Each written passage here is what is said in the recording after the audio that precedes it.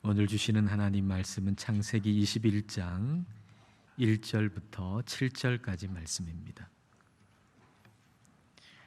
우리 한 절씩 읽겠습니다. 여호와께서 말씀하신 대로 사라를 돌보셨고 여호와께서 말씀하신 대로 사라에게 행하셨으므로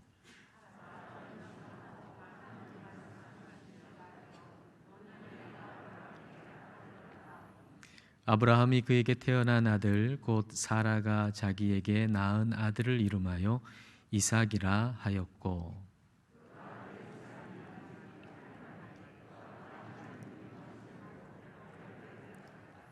아브라함이 그의 아들 이삭이 그에게 태어날 때에 100세라.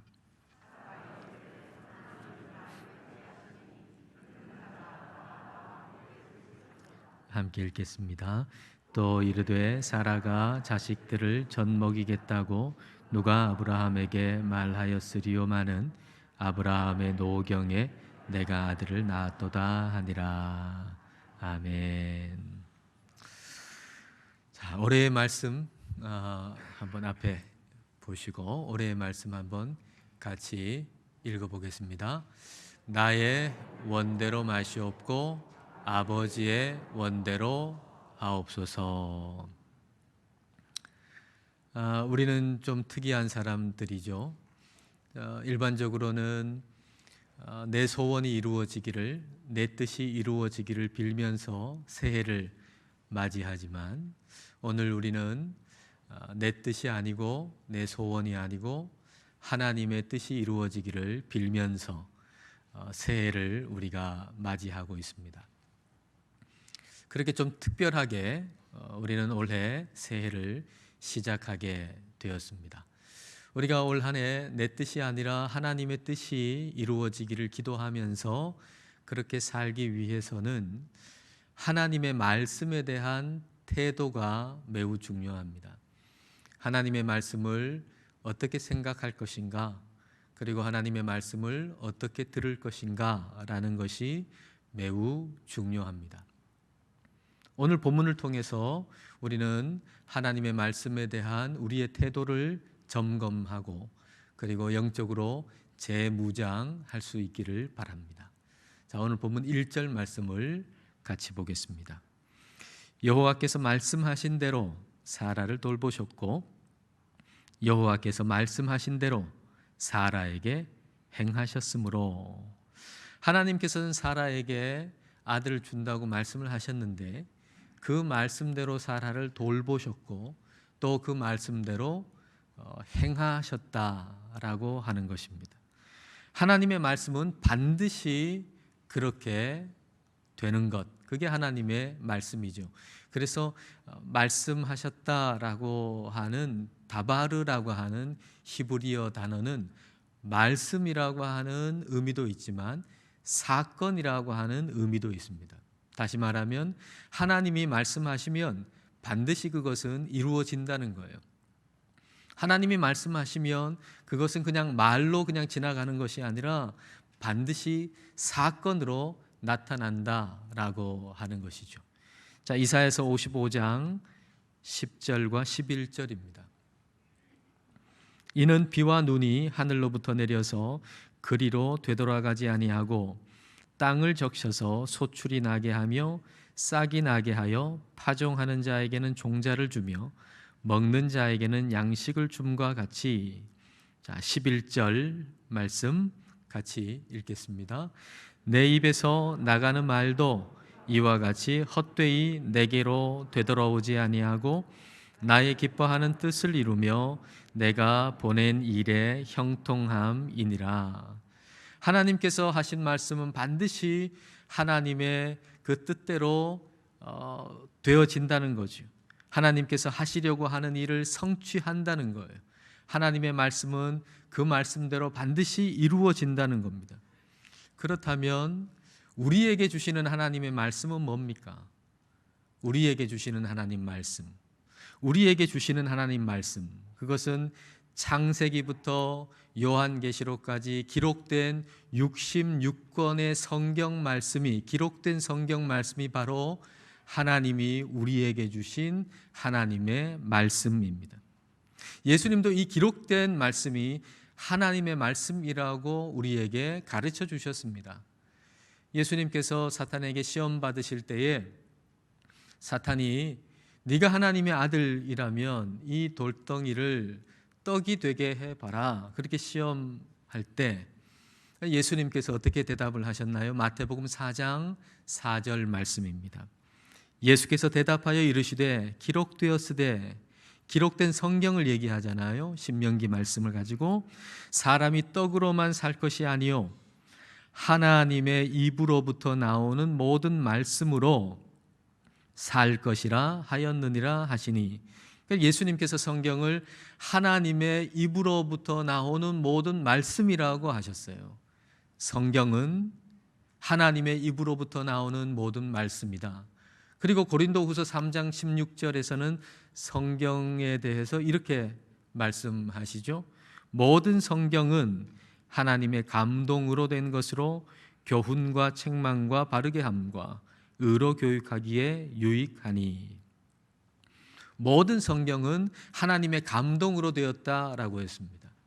그러니까 성경의 근원은, 기록된 이 모든 성경의 근원은 사람이 아니고 하나님이라고 하는 이야기입니다. 그러므로 성경 말씀이 하나님의 말씀이라고 하는 것에 대해서 우리는 말씀의 권위, 이 절대 권위를 인정해야 합니다.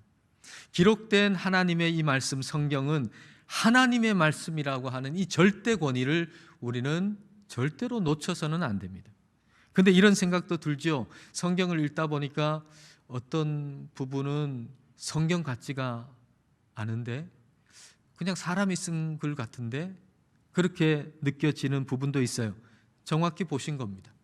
성경을 우리 하나님 우리에게 주실 때 어떤 천사를 통해서 주시거나 막 글이 막 돼가지고 그렇게 주시거나 그런 게 아니라 사람을 통해서 쓰게 하신 것이죠. 그러나 우리는 이것을 성경의 권위의 문제, 하나님의 말씀의 권위의 문제로 접근해서는 안 돼요. 그것은 부족한 우리를 향한 하나님의 배려라는 차원에서 봐야 합니다. 부모가 어린 아기를 대할 때에 어린 아기가 얘기하는 방식으로 좀 혓짧은 얘기로 아이한테 이렇게 얘기하곤 하잖아요. 아기가 말하는 그 방식으로.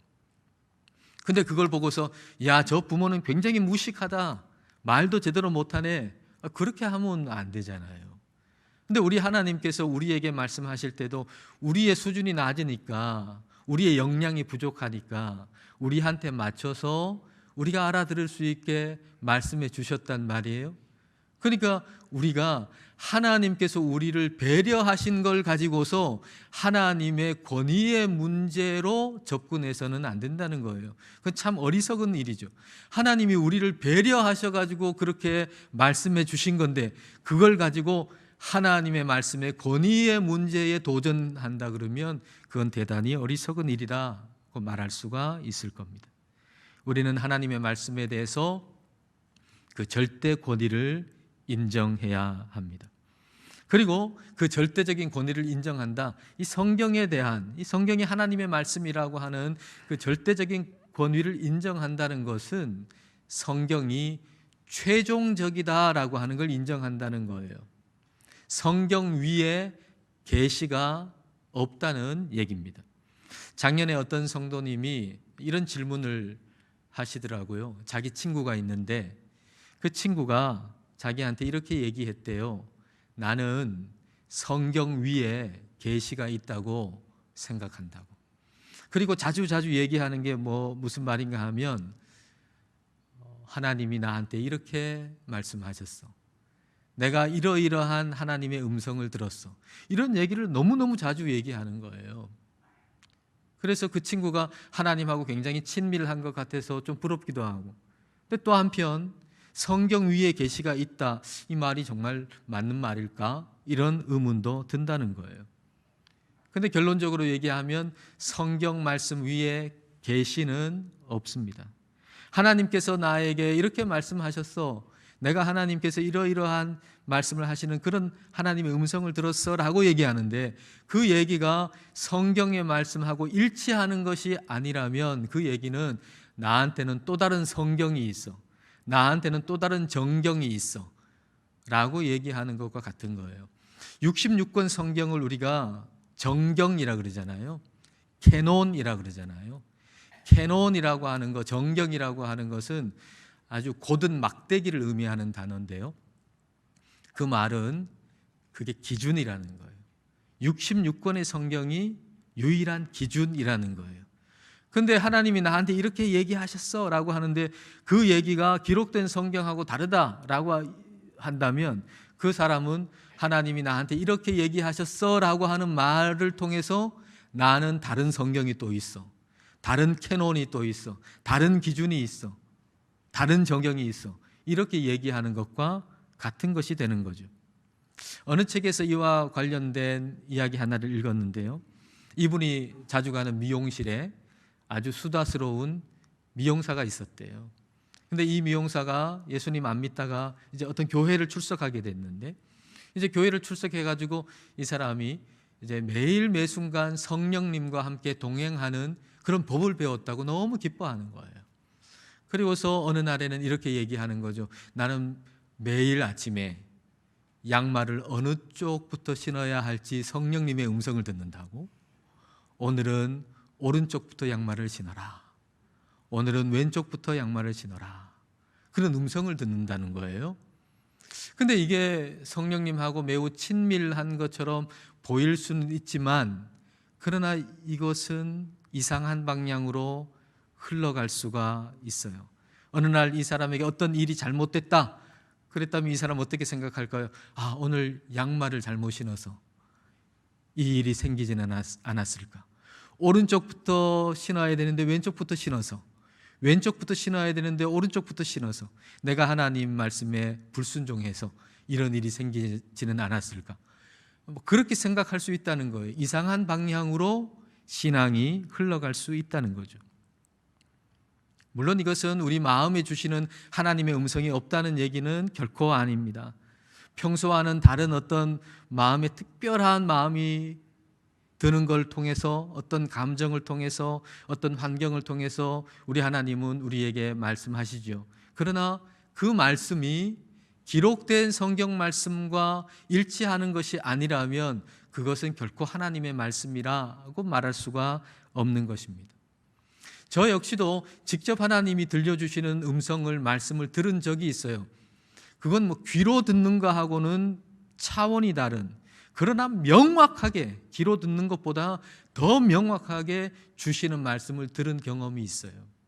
그리고 마음의 여러 가지 감동을 통해서 하나님이 주시는 음성과 말씀을 들어요. 근데 그걸 하나님의 말씀이라고 얘기할 수 있는 것은 그 음성이 기록된 성경 말씀과 일치하기 때문이죠. 그러나 어떤 때는 그렇지 않은 경우도 있어요.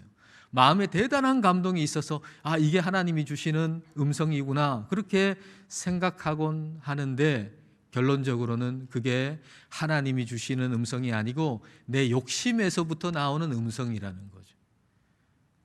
그러니까 가장 분명한 것은 성경 말씀이에요. 성경 말씀을 벗어나서 우리는 하나님의 음성과 말씀을 들을 수 없다는 거예요.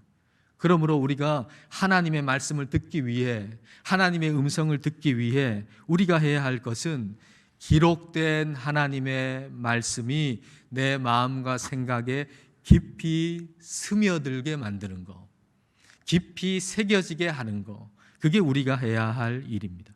근데 이걸 위해서 하나님은 우리로 하여금 하나님의 말씀에 오래 머물게 하시고요, 그리고 하나님의 말씀을 오래 기다리게 하세요. 오래 기다리도록. 2절 말씀을 보겠습니다. 사라가 임신하고 하나님이 말씀하신 시기가 되어 노년의 아브라함에게 아들을 낳으니. 하나님이 말씀하신 시기가 돼서, 하나님이 말씀하신 때가 되어서 사라가 아들을 낳았다는 거예요. 내가 원하는 때에 뭔가 이루어지면 기다릴 필요가 뭐가 있겠습니까? 그러나 우리의 삶에서는 하나님이 말씀하신 그때에 그게 이루어지거든요. 그러니까 우리는 하나님을 믿는 사람은 날마다 기다려야 돼요. 매일 기다려야 돼요. 기다리는 게 일이에요. 그리고 기다림은 하나님의 말씀이 채워지는 시간입니다. 그래서 기다림은 굉장히 중요하죠. 그 기다림은 하나님의 말씀이 채워지는 시간이기 때문입니다. 아브라함이 하나님의 말씀을 기다리는 동안에 하나님께서는 아브라함 속에 있는 것을 다 드러내셨어요. 아브라함이 하나님의 말씀을 듣고 75세에 고향을 떠났잖아요. 믿음으로 떠났잖아요. 그런데 그 말씀을 계속 기다리게 하시는 거예요. 기다리면서 자기 안에 있는 게 드러나요. 믿음으로 출발을 했는데 내 속에 아직까지도 불신앙이 있구나 라고 하는 걸 알게 되죠. 불신앙이 불쑥 튀어나오고 두려움이 불쑥 튀어나오고 내가 믿음으로 출발했는데 여전히 내 안에 불신앙이 있고 여전히 두려움이 있구나. 근데 그럼에도 불구하고 우리 하나님께서 나를 여전히 사랑하시고 그리고 내게 주신 약속을 거두지 아니하시고 그 약속을 그대로 가지고 계시는구나. 하나님을 알게 되는 거예요. 그러면서 그 기다리는 시간을 통해서 아브라함의 마음 속에 생각 속에 하나님의 말씀에 대한 것이 차곡차곡 쌓이기 시작하는 거죠. 그렇게 해서 아브라함의 마음 속에 생각 속에 들어있는 단어들은 어떤 단어일까요? 전능하신 하나님, 자비하신 하나님, 약속, 언약, 아들, 천사, 하늘, 별, 그런 단어들인 거죠. 여러분에게 있는 단어들은 어떤 단어입니까? 여러분 마음과 생각을 채우고 있는 단어들은 어떤 단어입니까? 주식, 주가, 부동산, 집값. 그런 단어들로 가득하면 마음 중심에서부터 아마 이런 음성이 들릴 겁니다. 이 주식 사라. 이 땅 사라. 근데 너무 감동이 되니까 이게 하나님께서 주시는 음성인 줄 알고 착각할 수 있는 거예요. 그리고 그 감동으로 주식을 샀는데 주식이 막 올라요. 그러면 내가 하나님 음성 들어가지고 이 주식 샀는데 이렇게 올랐다고 간증하는 일까지 벌어지지 않겠습니까? 그러나 하나님의 말씀으로 우리의 생각과 우리의 마음이 채워진다면 우리의 마음과 생각 속에는 성경 말씀에 있는 이 말씀의 단어들로 채워질 거예요. 믿음, 소망, 사랑, 하나님의 나라, 용서. 그렇게 채워진 사람은 마음 중심에서 아마 감동으로 이런 음성이 들릴 겁니다. 사랑하라, 용서해라. 그럴 때 우리는 그 음성이 하나님이 내게 주시는 음성이라고 분명히 말할 수 있어요. 왜냐하면 그 음성과 기록된 하나님의 말씀이 일치하니까요. 그 말씀은, 그 음성은 하나님이 내게 주신 음성이 되는 거예요. 하나님이 다른 사람이 아닌 내게 주신 하나님의 말씀이 되는 것이죠. 우리가 우리 마음에 주시는 하나님의 음성과 말씀을 듣기 위해서 하나님의 말씀으로 채워져 있어야만 합니다. 기다림은 그렇게 하나님의 말씀으로 채우는 시간이에요. 하나님의 말씀을 붙들고 기도하고 기다리는 그 시간은 하나님의 말씀으로 채워지는 시간입니다. 아브라함과 사라가 기다림의 시간이 없었다면 아들을 낳고 그 아들에게 집중했을 겁니다. 그러나 아브라함과 사라는 기다렸죠. 그리고 그 기다림은 하나님의 말씀을 그들의 마음속에 생각 속에 새겨지도록 만들었고, 그래서 아들을 낳아도 아들이 아닌 하나님의 말씀에 집중할 수 있게 되었습니다. 자, 4절을 보겠습니다. 그 아들 이삭이 난 지 8일 만에 그가 하나님이 명령하신 대로 할례를 행하였더라. 난 지 8일 되는 아이한테 할례를 행했어요. 난 지 8일 되는 아이, 그 아이에게 외과 수술을 했단 말이에요. 외과 수술 도구도 제대로 변변치 않은데 게다가 100세 된 아브라함이 수술을 하는 거예요.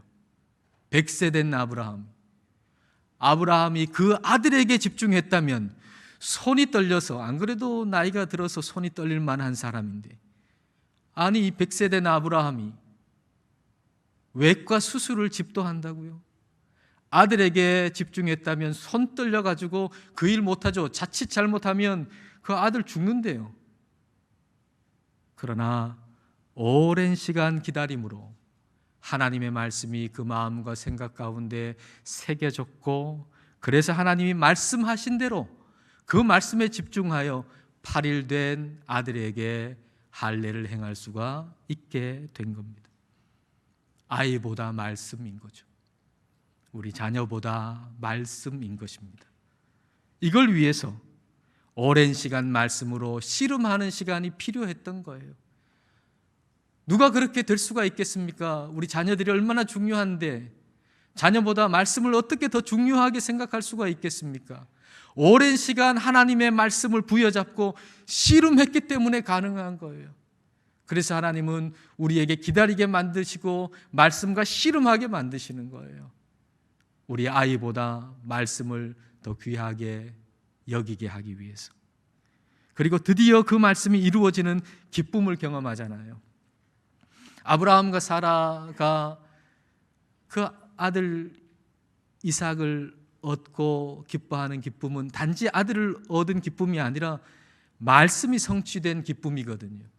그 이삭은 말씀의 성취 아닙니까?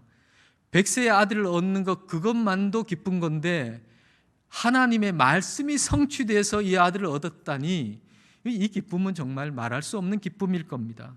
아이를 아는 아브라함과 사라를 한번 생각해 보세요. 그 기쁨은 정말 이루 말할 수 없는 기쁨일 겁니다. 지난 주일 성탄절이었잖아요.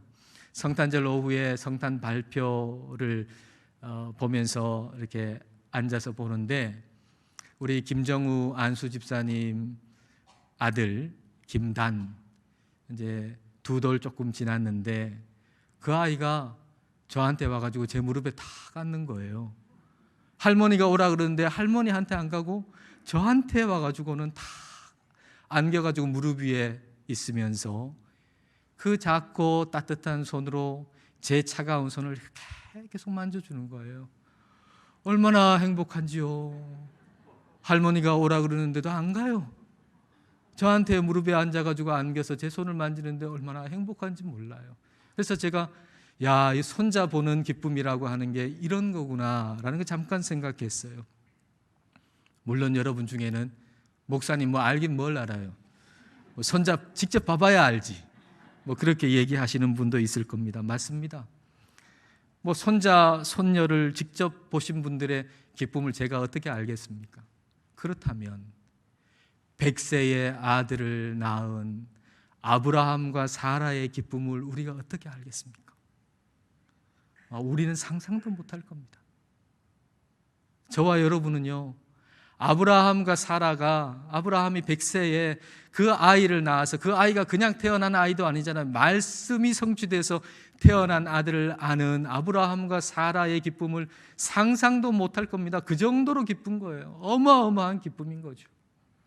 자, 6절 말씀을 한번 보겠습니다. 그 기쁨을 한번 생각해 보면서 사라가 이르되 하나님이 나를 웃게 하시니 듣는 자가 다 나와 함께 웃으리로다. 하나님이 나를 웃게 하셨다 그랬어요. 하나님의 말씀이 나를 웃게 하셨다는 거예요. 여러분 지금 웃을 일이 없나요? 그럼 말씀으로 돌아가세요. 하나님의 말씀이 여러분을 웃게 할 겁니다. 하나님의 말씀이 반드시 우리를 웃게 할 것입니다. 올 한 해 여러분의 삶에서 하나님의 말씀으로 인해서 웃는 일이 많기를 바랍니다. 하나님의 말씀으로 인해서 노래하는 일이 많기를 바랍니다. 7절은요, 사라가 노래하는 거거든요. 하나님의 말씀대로 된 것으로 인해서 노래하는 게 7절이에요. 3박자 노래고요, 3소절의 노래예요. 자, 7절 우리가 그런 노래를 부른다고 생각하고 7절을 다 같이 한번 읽어보겠습니다. 또 이르되 사라가 자식들을 젖 먹이겠다고 누가 아브라함에게 말하였으리요마는 아브라함의 노경에 내가 아들을 낳았도다 하니라. 첫 번째, 두 번째 소절은요, 그 누가 사라가 아들을 낳을 것인가 라고 얘기한 사람은 아무도 없다는 거예요. 그 누구도 사라는 아들 이제 못 낳아 이렇게 얘기했다는 거죠. 단 한 분 하나님만 사라가 아들을 낳을 거라 말씀하셨다는 거예요.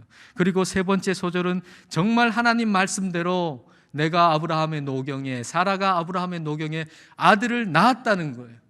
여러분, 수많은 사람들의 생각과 의견과 말들, 그리고 하나님의 한 구절의 말씀, 여러분, 이 두 가지 중에 어떤 게 사건이 되나요?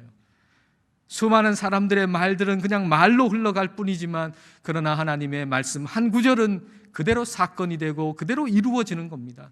이게 하나님의 말씀이에요.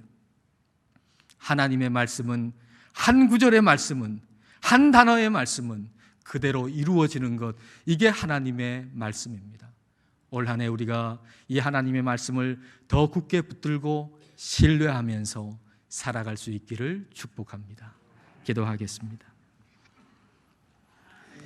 이 시간 우리 기도하실 때 새해를 주신 걸 감사드리십시다. 그리고 내 뜻이 꺾이고 하나님의 뜻이 이루어지기를 기도합시다. 이를 위해서 하나님의 말씀에 대한 우리의 태도가 새로워지게 해달라고 기도합시다. 하나님께서 하신 말씀은 그대로 이루어짐을 우리가 믿고 하나님의 말씀의 절대 권위를 인정하고 하나님의 말씀이 우리 삶에 깊이 스며들고 새겨지게 해달라고 기도합시다. 그래서 2023년은 하나님의 말씀이 성취됨으로 인해서 웃는 일이 많고 하나님의 뜻이 이루어짐으로 노래하는 일이 많기를 이 시간 함께 기도하겠습니다.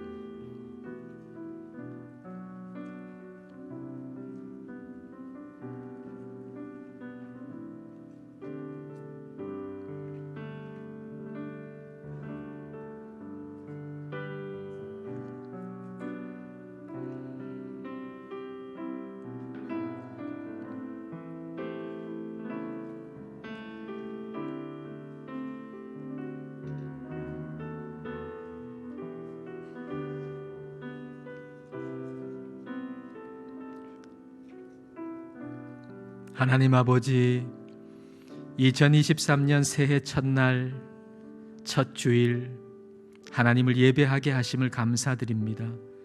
또한 내 뜻을 이루기 위한 간구보다 내 뜻이 꺾이고 하나님의 뜻이 이루어지기를 바라며 하나님의 말씀에 마음을 두게 하심도 감사드립니다. 사람들의 수많은 말들은 그저 흘러 지나가지만 하나님의 한 구절의 말씀은 반드시 이루어지는 말씀임을 굳게 믿고 새해에는 하나님의 말씀의 권위를 더 분명히 인정하고 그 말씀이 우리의 마음과 생각에 부어지고 스며들고 새겨져서 살게 하옵소서. 그리하여 하나님의 말씀이 이루어짐으로 인해서 기쁜 일이 많게 하시고 하나님의 말씀이 성취됨으로 인해서 노래하는 일이 많게 하옵소서. 예수님 이름으로 기도드립니다. 아멘.